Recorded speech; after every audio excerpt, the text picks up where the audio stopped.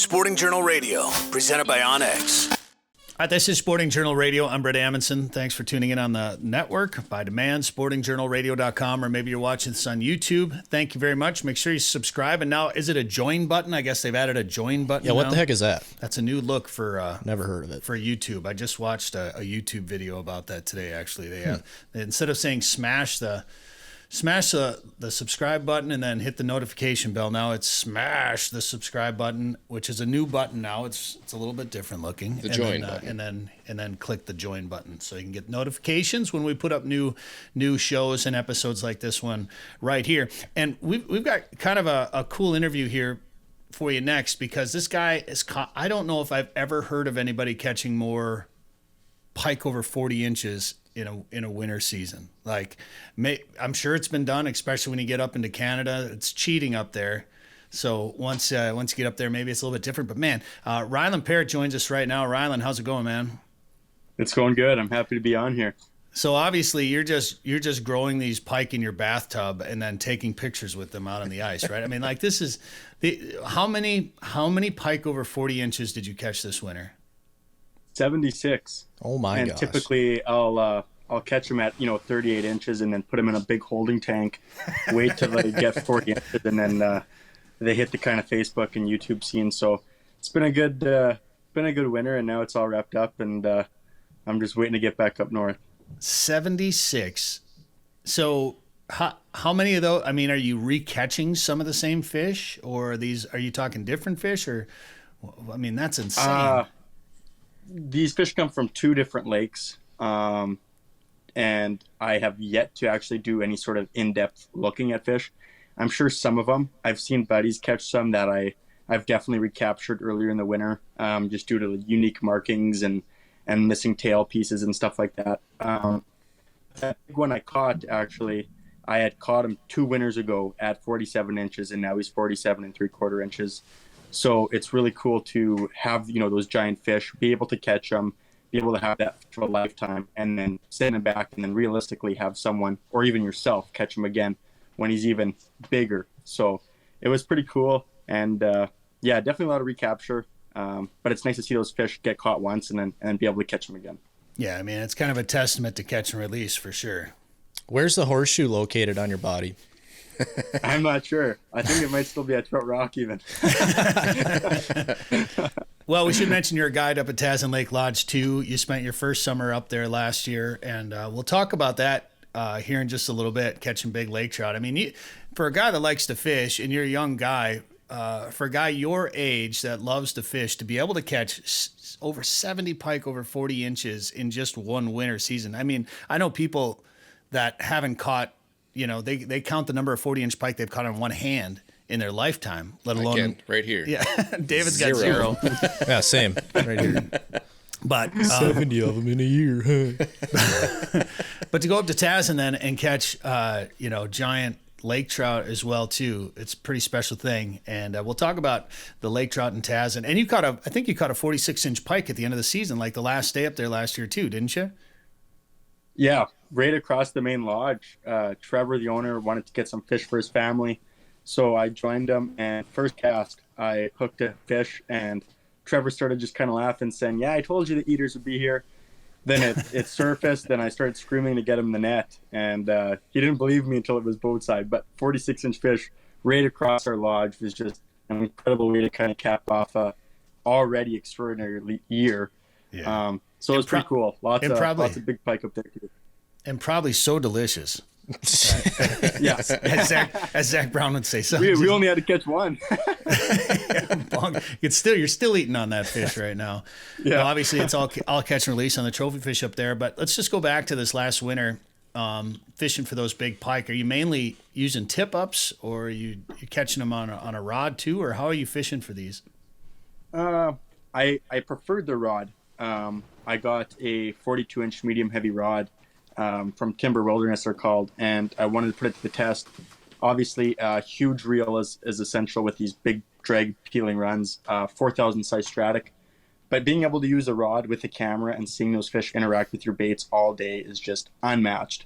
Obviously, a tip-up's cool too, but being able to see them and fight them on a rod is definitely my favorite way to go. So right now we're watching a video that people can see on your YouTube channel. First of all, plug your YouTube channel, man. It's just my name, Rylan Parrot. 2 R's, 2 T's on Parrot, and that's all there is to it. And that video right there, I'm pretty sure I saw the underside of a vehicle in the background. Yeah.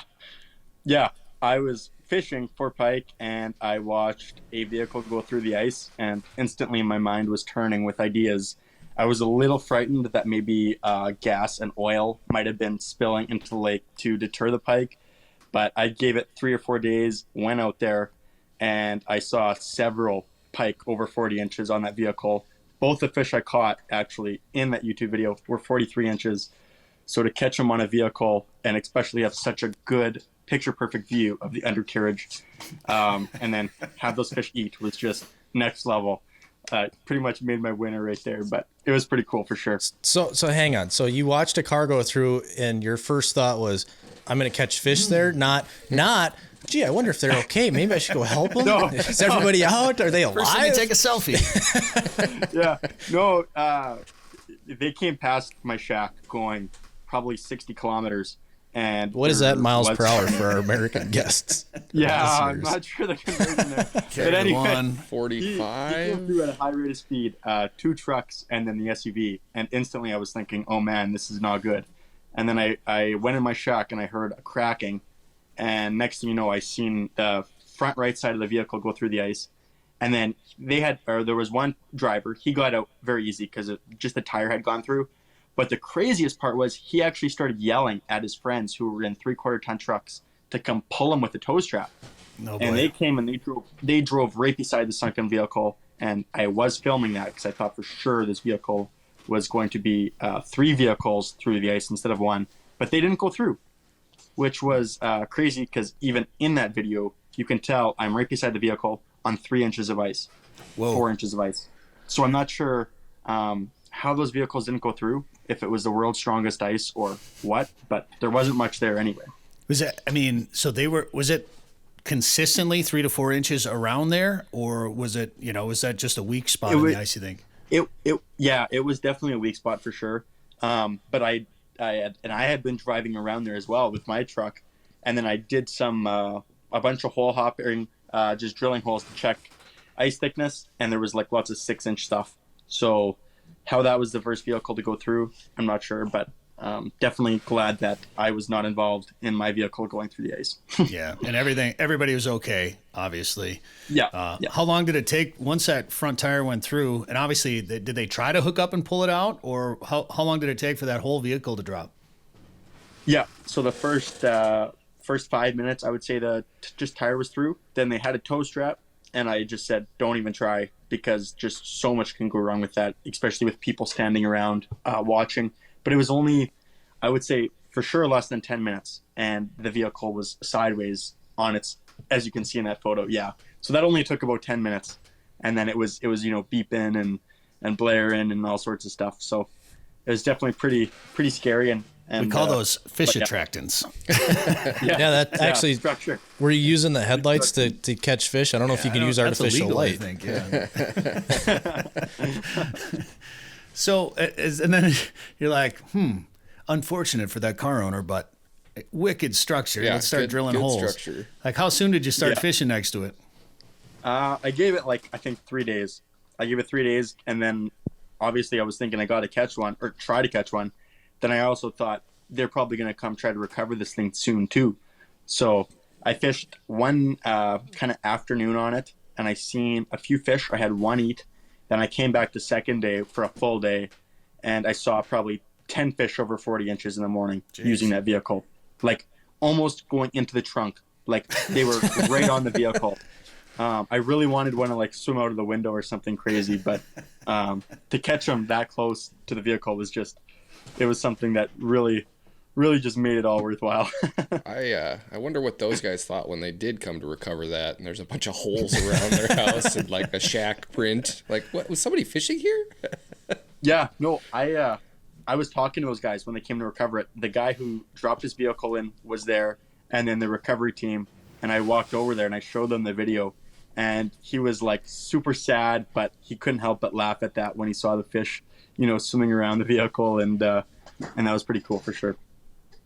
Man, that's crazy. And you can watch that video on your YouTube channel right now. And what were some of the other kind of crazy fish catches you caught on camera this year? Well, I guess we could talk about you bringing a couch out onto the ice.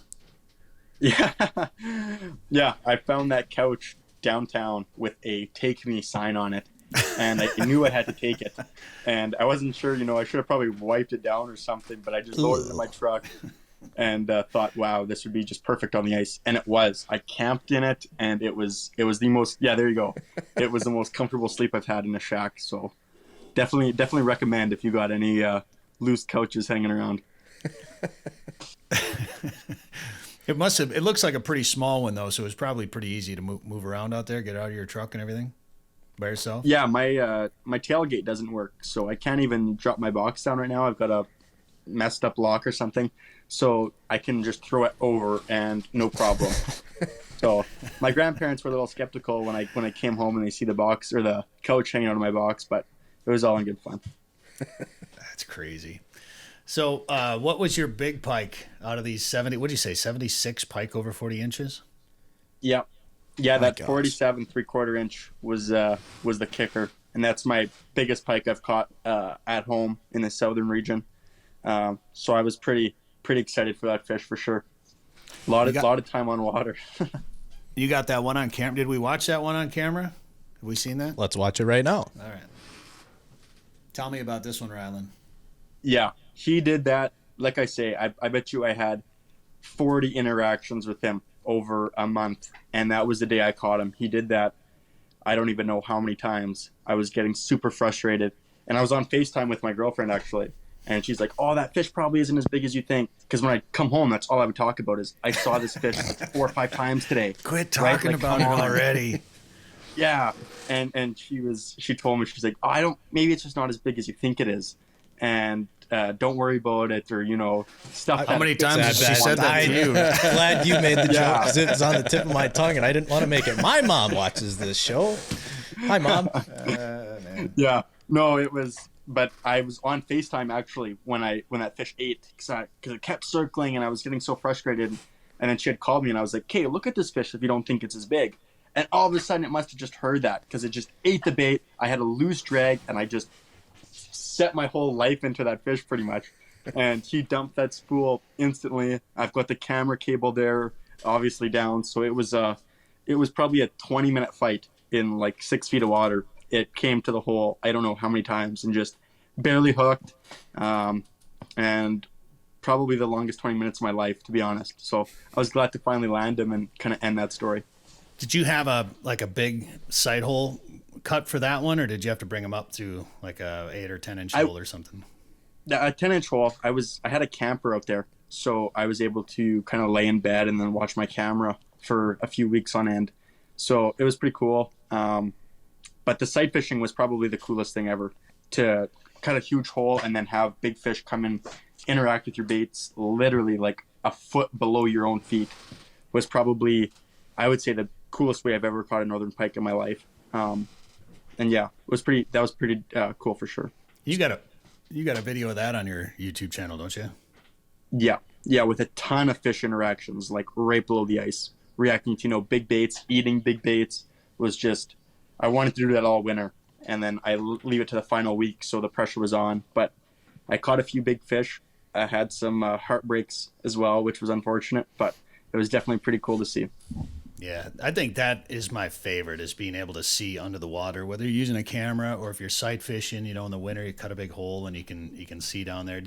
So you got a hub style tent that you're using out there, hub style house?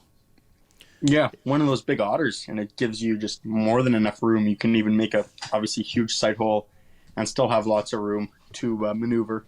I didn't really set the hole up properly, as I just kind of put the shack down. It was really windy, so I almost fell into the sight hole fighting some of those fish, which would have been obviously worst case scenario, but it was definitely pretty cool to fight those fish through there. I've never done that before. And that, real quick, that's a legitimate thing. You know, we filmed an episode of Prairie Sportsman with Garrett Sevier, and we did some sight fishing for rainbow trout, and he just was clover leafing the holes a little bit. And he used to cut big, like spear holes like that. And then he had another guide that was helping him one day, and he went to park the snowmobile or the truck or whatever he was using. He came back, and his guide was hanging on for dear life in the spear hole he had fallen in. And he's like, I'm not going to cut a big hole anymore that people can fall into. But so with that, then, did you black out the shack a little bit, or did you just have enough light to be able to see into the water? Yeah. I just zipped up all my windows and put some snow around my skirting, and I could see perfectly. It's crystal clear water to begin with, and it's really shallow, so it made it pretty easy on me for sure. That's so cool. Are we going to see a fish on this video right here? If you're watching this on our YouTube channel, you can see Rylan sight fishing right now. I think you've got one hooked up. You had a tip up floating in the water. It's keel and drag. Like, I got the idea from this video to start dragging a tip up behind my boat. Yeah. I wanted to Like do a planer board. I wanted to make some sort of raft and then camp open water in my otter on a raft and then have floating tip ups out there. But obviously that's a pretty big safety concern with any sort of wind. So we'll see if that actually comes to fruition, but I'm going to try it anyway. There's the fish right there. There he is. Yeah, that's so cool. Man, you know, and sight fishing, whether it's in the winter or in the summer, you know, that's we don't get to do it as much down here. You know, we don't have as clear water, I think, a lot of the time. And then obviously we don't have as many big pike. But that first year I went to Tazin, I think it was 2016, and I think I caught 9 pike over 40 inches. So I had one 40-inch pike before my first trip to Tazin, Rylan. And that first week at Tazin, I caught, I think, 9 over 40. And a lot of it, you know, Trevor and I were sight fishing in the shallows, and I kind of freaked out a little bit. Like, it was unreal. That we went into one of the bays on the lake. We were in the back corner, and there were so many pike. The wind was blowing into that back corner, and there were so many pike swimming around back there, and it was big ones and little ones, and I was literally pulling whatever. I think I was using, I don't know, I switched baits a couple of times, but whatever I was using, I was literally pulling it away from the small pike, because we were trying not to catch the small ones because we were trying to get to the big ones. You almost had to sift through some of the small ones to get to the big ones. And now that's probably my favorite way to fish up there at Tazin. Especially in the aquarium. Yeah, the aquarium. Yeah. Aquarium and Rosie's, those are the bread and butter. Yeah, for sure. You know, there's a couple good spots on there, but those two are a lot of fun. And you got that clear water with the aquarium and that sand bottom, and you can see a lot of fish. And man, they just stack up in there. And it's a lot of fun. I know didn't you have one day in there where you caught like 50 pike or 100 pike or something? Oh yeah, every cast. Obviously with our boats having that casting deck, I got the Costas, thankfully, and you're looking up there, and all of a sudden you hear your guests kind of just like take a big gulp of air, and then yeah, there it is, and cast, and you see that fish just charge out of those trees in the mouth of the aquarium, and you're not even in the aquarium yet. Yeah, we caught like a 42-inch pike before we even got in there, and then lots of high 40-inch pike in there, which was just awesome. Obviously, it's a bit of a long run, but the long boat ride makes up for it when everybody's hooked up almost every cast. And you know, when you think about those northern Saskatchewan lakes, it's not even a bad run. You know, it's not even that far, but it is a little bit of a longer one for us. And I've fished it a number of times. That's where I caught my 50-inch pike a couple of years ago, was in the aquarium. And when there's one spot in that, I mean, you can catch them all over in that bay, but there's one spot where there's good weeds, there's good structure. It's close to a little bit of a drop off. And when the wind is right, they'll just stack up there. And you would come back with that day that you caught all those fish in there, and you come back, you're like, oh man, they were stacked up in that corner again. And I was like, oh yeah. And then I had to take clients there. Let's see. Oh, I took Dina and Jason there. And then Dan was you and Barry and Steve. Steve, yeah. So the two boats ripped up there, and I just went straight to that spot. And Dan and Barry and Steve just worked all the way around the bay, all the way, because that bay goes back, you know, for a couple miles or whatever. They went all the way back in there. We just parked in that one spot, and the same deal, man. Every cast just smash. Now I think we had one that was a 38 or 39, And then one that was bigger that got off by the boat, but it was like a lot of mid 30-inch fish, and it was just nonstop. And how much fun was that for you, Dan? Yep. So when you got the call, Rylan, that you were going to go up to Tazin and guide last year, what went through your head? Obviously, I've watched Tazin TV a bunch and stuff like that. And when I finally found out I was coming, it was like instant panic, instant chaos, right? You're thinking, what do I pack? What's going to happen? And finally being able to get up there and catch one of those big fish. I think Dan, you netted my first big lake trout. You saw my excitement. I did. Oh yeah, you just. I gotta say, every time you catch a big fish, you stress me out, man. You just stress me out. Hey, that's the only exciting way to do it when you got craziness going on. Well, you're not wrong, but I was fearing for my life if I were gonna miss that net job. It's like, this dude's gonna kill me. We're in the middle of northern Saskatchewan. Nobody's gonna find a body here. Yeah, I had a backup plan for you, Dan, if you were gonna miss that, but clutched up. Great net job. You got it. Yeah.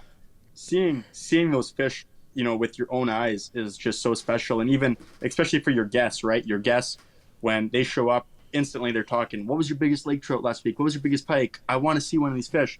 And then obviously you go out there and you fish for hours or sometimes even minutes. And being able to see them have that excitement just boosts me up almost out of control, really. I've had some guests say I'm even more excited than they are. But to finally get up there for myself and obviously for all of our guests is just truly a dream come true, and I can't wait for another year up there.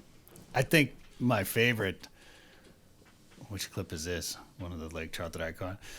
I think my favorite clip from you up there, Rylan, though, and I just happened to, I would just happen to be there watching it and filming it, but was when Merle and Jack were in the boat sharpshooting lake trout and jigging for them, and we just happened to be filming it in slow-mo. And I think Merle hooked up and was on a fish, and they were using like super light gear, so his rod is just like doubled over, and he's just jacked. You're like, oh yeah. And then Jack hooked up on one at the same time, and just the look on your face is just like, oh my gosh, I can't believe this is happening right now. And then I think Jack lost his. I think they both ended up losing their fish, but Jack lost his, and you're like, no. It's like the agony of defeat. You went through like every range of emotion that the human body can go through, I think, in the span of like 6 seconds. We caught it all in slow-mo. It was great. Definitely a roller coaster. Yeah. That's pretty cool. That first lake trout that you caught that Dan netted for you, how big was that one?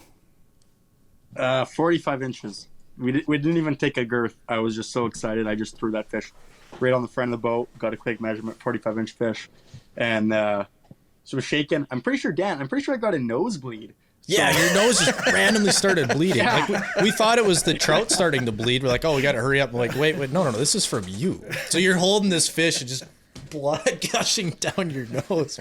Gross. Did it hit you, or was it just the excitement, the rush? I think it was just the excitement. I hooked that fish like 2 minutes into my troll, and the whole time I was just like almost blacked out. I'm just like, oh my gosh. And then I see Dan's boat creeping over, and then the fish is in the net, and eventually I don't know if I was so excited or what, but I started feeling my face and see blood, and Dan's laughing at me across the boat there. But it was definitely a moment I'll never forget. Yeah, we should clarify. I netted that fish from a different boat. Oh yeah. That takes some skill. Yeah, it does. Yeah. And then you had some clients put some pretty big fish in the boat throughout the summer too. What was 50? What were some of the big ones? 58 or 56 or something? 52? 50 and a half inch lake trout, which you get up there, and obviously anywhere in the world, a 40-inch lake trout is just such a trophy fish. And I think we had 24 fish in my boat over 45 inches. And I know Kurt's boat, I know all the boats had just an incredible amount. We should have got a final number on fish over 45 inches, but that fish in itself was 50 and a half inches by 33 inches around, which normally the fish with our long trolling lines will come out from a distance and kind of thrash around the surface and make it really crazy. But that fish was 11:30 at night. It never gets dark up there, but it's almost dark there.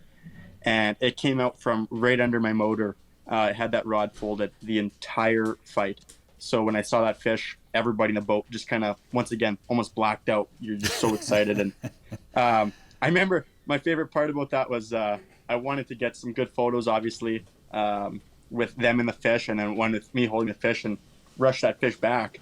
And as soon as I took the photos, Merle, the dad there, just grabbed me and said, you put the phone in your pocket and you don't move until you get home. You don't get up, anything. You want me to reach anything, a drink, I'll get it for you. Put that phone straight in your pocket until we get to the launch. We only had, 3 photos of that fish. And obviously that's a fish of 100 lifetimes. So rushed that phone back and got to share all the photos with them. And then obviously with their friends and family was pretty special.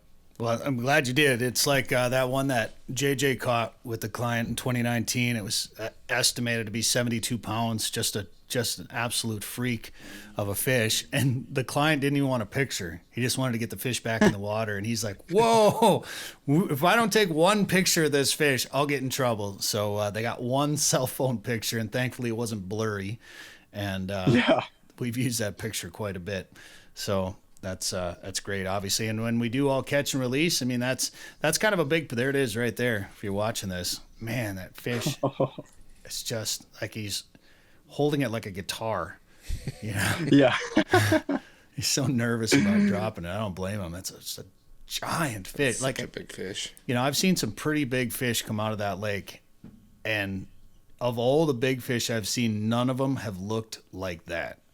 Like, it's just tall from tail to head the entire way. Just a massive fish. But, man, so after the season, it's just such a special place up there, isn't it? Yeah. You don't want to leave. Obviously, last year we only had, I think, like 6 or 7 weeks up there. And that final week where you're kind of starting to take everything down and clean out your cabin, you're just at a loss for words. You don't want to go. You hope something happens or there's bad weather, give you another day up there or something, because it's definitely it's a pretty special place, and I can't wait to get back. 2 months now. 2 months until we fly in today. So it's gonna be a long 2-month wait, but it's coming close. So I'm really excited. I can't believe it's that quick. I know I was talking to Trevor and Barry the other day, and they're like, any chance you can come up earlier? And I'm like, I want to. Like, we're not coming up till August this year, so it's gonna be it's just gonna be a brutal wait until we get up there and watching you guys catch all these big fish up there. But excited to fish. I've only fished until August 6th on Tazin. That's the latest into August I've gone. So we're gonna be up there for a couple of weeks in August this year. So I'm kind of excited to see what fishing in August is like up there. And it's not gonna be. I'm gonna miss out on that summer solstice, that late night. Late night sunshine, but Northern Lights I think are going to be unreal that time of year. I know even that first week of August when I was up there that one year, the Northern Lights were really starting to come out and be pretty spectacular, and the fishing was great. Everybody asks me, what's the best time to come up there? And I've been up there from first part of June to the first part of August, and we've caught giant fish every week of that season. So it's hard to specify the best time, but I can't really speak to September and August yet. So I'm excited to go up there and see what it's all about. And it sounds like the weed beds will be up. The pike fishing should be good. I'm sure we'll catch giant lake trout. So it's going to be a longer season for you up there this year, Rylan. We got a few more weeks booked. Yeah, that's all. I'm just so excited for that. A couple months straight. And as you said, like the best time to come up, obviously that's a big question, but every boat this year was catching big fish every week. And whether it be, and there was lots of days with guests, like that Texas group, there was like 14 people there. And I think every single guest across 6 or 7 boats had a big pike over 40 inches and a big lake trout. So obviously it's pretty cool when every boat's catching a bunch of big fish, especially at any time, right? So you're not just fishing that 3-day window. You're able to fish your full 5 days and catch big pike and big lake trout. I wouldn't say every day, but when they're biting, it's definitely you can't beat it anywhere in the world. That's for sure. Yeah, and we want to set expectations too, and you will have a day where you won't catch a big one. That'll happen. But it's amazing, and I don't ever want to say that people that come up there catch their personal best, because it's not 100%, but it's pretty dang close. Like I only know of a one or two people that didn't catch, a personal best laker or pike in the 5-6 years I've been going up there. So it's a pretty unique place, but that's a testament to no commercial nets, catch and release on all the big fish, safe handling measures, and just little fishing pressure, keeping the camp small and keeping the season short. It protects the resource and just gives us some of those big trophy fish. So heck yeah, dude, looking forward to being up there again with you. And give us your YouTube channel again. And you got anything coming out that we should be looking for? Well, if I build that raft and I camp open water, that would probably be something never before seen. But hopefully I don't drown. But no, my YouTube is just my name. Yeah, Rylan Parrot, and hopefully I'll have some evenings at Tazin, maybe with some big lake trout too. So we'll see. But I thank you guys once again so much for having me on here. I always love talking about Tazin, big fish, and obviously a pike winner that was beyond my wildest dreams. So yeah, I thank you guys very much. What was your best winner before this year? Like, how many of you fish like that had you caught before this year? Last year I caught 40 over 40. But wow. Yeah.